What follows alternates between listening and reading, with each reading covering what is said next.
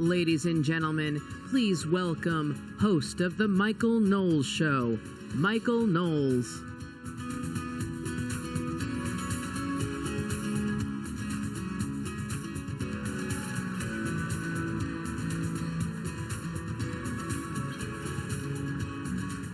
Very kind. Thank you very much. It is a pleasure to be back here at CPAC. You know, after my speech here last year, many dishonest Democrats tried to eradicate me from public life entirely. I was very, very glad that they did not succeed at that. I fell afoul of our liberal overlords last year for observing that men can't really become women.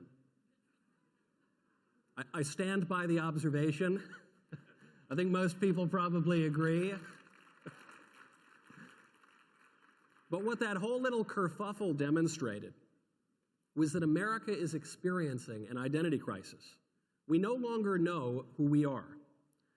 Lots of little errors have led to our present identity crisis, the most obvious being that we no longer have functional borders. Over the past 3 years, Joe Biden has invited almost 6 million foreigners into our country illegally. At least 3.5 million were apprehended and intentionally released into the country. Another 2 million or more gotaways were never even apprehended. They all crossed our southern border with the help of criminal cartels. This Democrat-led invasion is the largest human trafficking operation in human history. The vast majority of Americans knows that it's wrong. The vast majority of Americans wants it to come to an end. But we are told that we must tolerate the destruction of our borders and the invasion of our country because we are a nation of immigrants. That slogan reminds me of President Reagan's observation that the trouble with our liberal friends is not that they're ignorant, it's just that they know so much that isn't so. As a matter of history, we are not, in fact, a nation of immigrants. Neither that phrase nor that sentiment appears anywhere in our founding documents. The phrase appears virtually nowhere at all until the mid-1960s.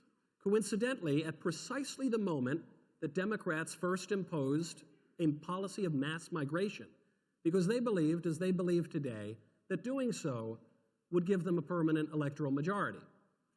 Even so, we are told, we must tolerate this cynical political trick because diversity is our strength. Once again, historically speaking, it's a strange claim. It doesn't come from the founding era, didn't even crop up until in the 1960s, rather. That particular phrase was not coined until 1992, when Vice President Dan Quayle told it to a reporter in Japan. Now, I like Dan Quayle as much as the next guy. But we are not talking about Washington or Lincoln here. The idle musings of George Bush's vice president are not quite Moses delivering the law from Mount Sinai. Wise statesmen and philosophers, anyone with a modicum of common sense really, have always understood that strength lies not in diversity, but in unity.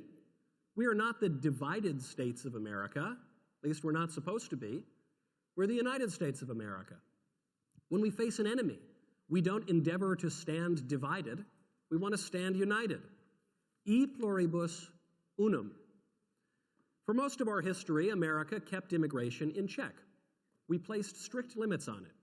Not because we don't like immigrants. We like them very much. Some of our best friends and ancestors have been immigrants.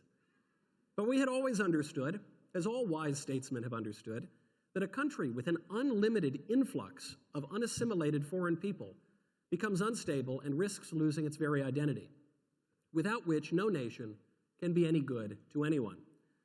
In America's earliest days, Governor John Winthrop called on us to be not a boarding house, but a shining city on a hill, a model of Christian charity for all the other nations of the earth to emulate. This gets to the very heart of our national identity crisis. America was founded to be a model of Christian charity. From the moment that our earliest ancestors boarded the Mayflower, which, by the way, is the name of an excellent new cigar company, Mayflower Cigars, highly recommended. I digress. From the moment our pilgrims stepped foot onto Plymouth Rock, America was founded to be a nation with its eyes on heaven. Francis Scott Key put it perfectly in our national anthem. Blessed with victory and peace, may the heaven-rescued land praise the power that hath made and preserved us a nation. Then conquer we must when our cause it is just, and this be our motto, in God is our trust. Every American with a penny to his name knows that phrase. All of our great statesmen have believed it. Yet today, the liberals want us to believe that America was founded as a secular nation, an atheist nation. They tell us America was founded on a firm separation of church and state. Once again, the problem is not so much ignorance, it's the liberals knowing so much that isn't so. There is no such thing as a total separation of church and state. There never has been, and there never can be, because states make laws, and laws come from morals, and morals come from God. Religion is inescapable. It is. For all states at all times. That fact has been especially clear in America, where we have long been the most religious of any Western nation. Ask the liberals to identify the total separation of church and state in our law. You're going to be waiting a long time because they're not going to find it. If they look really closely, they will find that that phrase appears once in a private letter, contradicted not only by the public statements of most of our founding fathers, but also by the Federalist Papers, which cite God by name, by the Constitution, which protected the churches established by the individual states, and by the Declaration of Independence, which grounds our entire nation on the fact that we are endowed by our Creator with certain unalienable rights. This is why President John Adams famously warned that our Constitution was made only for a moral and religious people. Some seem to think that's a happy phrase. That's not exactly a happy phrase, because what that warning means is that when the people cease to be religious, the Constitution will cease to function. That fact we are seeing around us everywhere today. The decline in religiosity lies at the heart of our national identity crisis, not because of what men have said, but because of who God is. When Moses at the burning bush asked God what he should call him, God responded, I am that I am. God is being. A people that grounds its identity in God will know who and what it is. A people that rejects God, as a wise priest once observed, will only be left with the pathetic question, who am I? The answer is, not much of anything. The decline of religion in America has eroded our identity at every level, from national politics all the way down to the basic unit of society, the family. Marriage, after all, is nothing other than a symbol of God's love for his people. It's no wonder, then, that many people today don't even know what marriage is. Many people today seem to think that marriage can be whatever we want it to be. They sound like Humpty Dumpty, who told Alice in Wonderland that when he uses a word, it means just what he chooses it to mean, neither more nor less. When Alice asks Humpty Dumpty whether one can really make words mean so many different things, Humpty Dumpty responds, the question is which is to be master, that's all. I think this might be the first time that Humpty Dumpty has ever been quoted at CPAC. But this is precisely the way the liberals think. They really believe that they are masters of the universe. They think they're gods who can create the world anew through the power of their words. But they aren't, and they can't. They can't really turn men into women. They can't really turn a couple of men, or a couple of women, or 3 men and a billy goat, for that matter, into a marriage. That's just not what marriage is. No disrespect is intended to anyone. Some people don't want to get married. Okay, there's no obligation. But marriage has a meaning. Marriage is and always has been the union of a man and a woman ordered toward the procreation and education of children. If you don't like that, don't blame me. I didn't set the rules. It wasn't the mean old conservatives who did this. We did not invent marriage. Marriage is a natural institution. It just is what it is. The left will slander us as hateful for observing this fact. There's nothing hateful about it. There's nothing hateful about reality. Quite the opposite, actually. The truth sets us free. I'll tell you what's hateful. What's hateful is to lie and to force other people to live according to lies.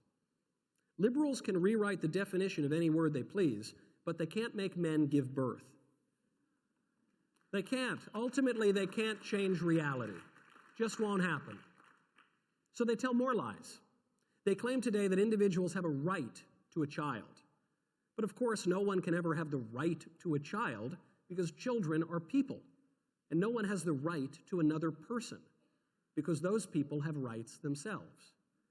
In our national identity crisis, we no longer recognize those rights. We no longer recognize people. Increasingly, we treat people as objects. We treat children as commodities to be bought and sold, designer babies to be purchased on the open market of the surrogacy industry so that adults can live out their fantasies. But those fantasies come at a cost. They come at the cost of creating children intentionally to deprive them of their natural mothers and fathers. It's ghastly, but it's to be expected. We are talking about people who claim the right to kill babies when the babies are inconvenient.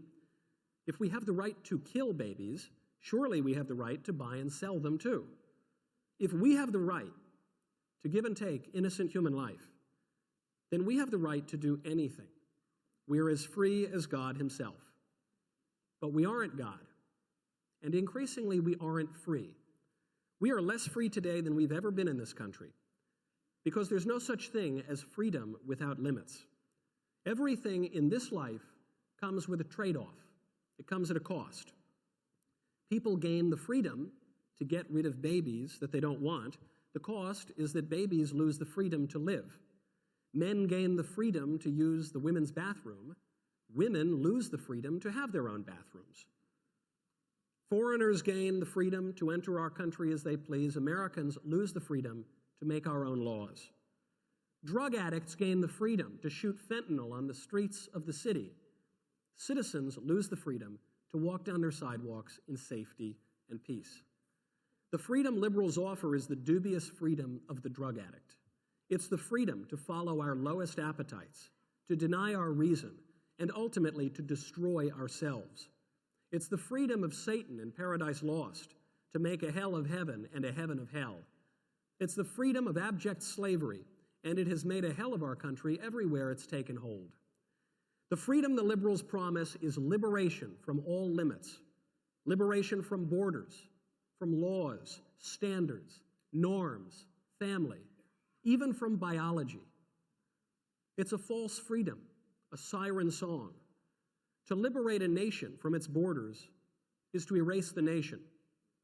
To liberate a people from its family and its laws and its customs is to erase the people. To liberate a man from his body is to kill the man.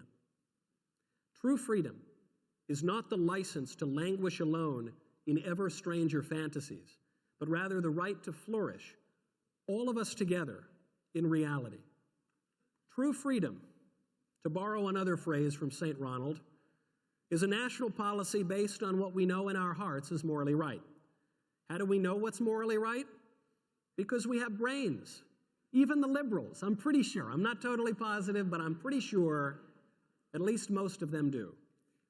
We have reason, and we have moral conscience. We know the difference between truth and falsehood, right and wrong. We know the difference between a man and a woman.